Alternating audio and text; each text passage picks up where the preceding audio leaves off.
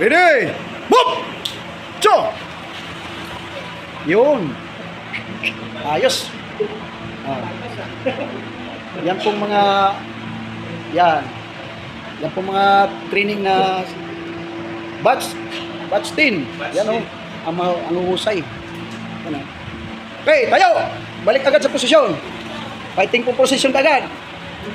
Diretso! Ready! Go! Go! Galing, oh. Tumatik agad, oh. Yan. Focus, ma'am. Focus. Focus. Tingin, ma'am. Yan. Yung taga ano, sir? Waray, Samar. Samar yan. Ang kababayan ni Mrs. yan, oh. Mindanao. Ano ko? Oh, Mindanao. Parehas sa salita namin ito, ah. Kaya, sir? Dipulog. Kababayan na estudyante ko, ah. Kaya, sir? Sir? Oh, parehas salita din, sir. Kaligga, sir. Ha? Kaligga. Kalingga, oh. Okay, tayo! Balik sa posisyon agad. Okay! Ready! Sir, sir. 3! 2! Perfect. Galing. Ayan. Hindi biro ang pag-training niya ng ganyang technique, kailangan ng pagsasanay. Tsaka yung nakapokus. Kasi pag hindi nakapokus sa training, nawawala talaga yung proper. Okay, balik sa posisyon kagad. Tayo. Gasto.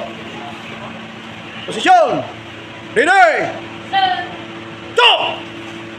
Yun. Galing, oh. Baka isipin nyo na ang practice nila ay 1 linggo na. Ito po ay oras lang. Sa mga nagbabas na sa aking mga video, hindi po biro ang pagtitraining ng kahit ganitong technique. Madali lang bigkasin pero mahirap pag-aralan. Okay, last one. Position kagad. Okay, tayo position kagad. Ready? 5! Icho! Perfect.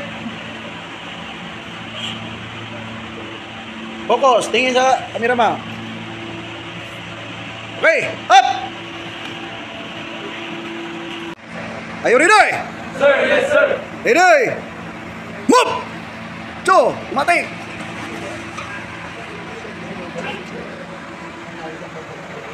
Yan, lagay sa likod yung ano, ha, bulsa. Tingin.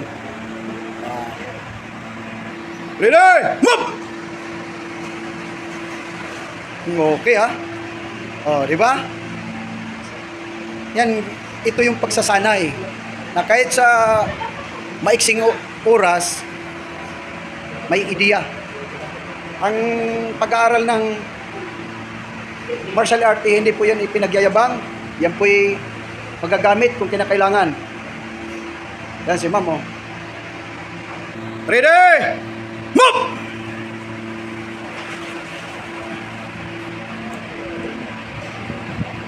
Yan. Shout out sa mga batch 10. Ready? Move! Cho! Ayos. Ganda, oh. Simple lang. Yan. Hey, sir. Yan, kababayan ni Mrs. Oh. Ready? Move! Perfect. Yun, no? Yan. Yung batch 10. Yan. Mayroon pa akong titraining mamaya na sa 40 sila. Yan.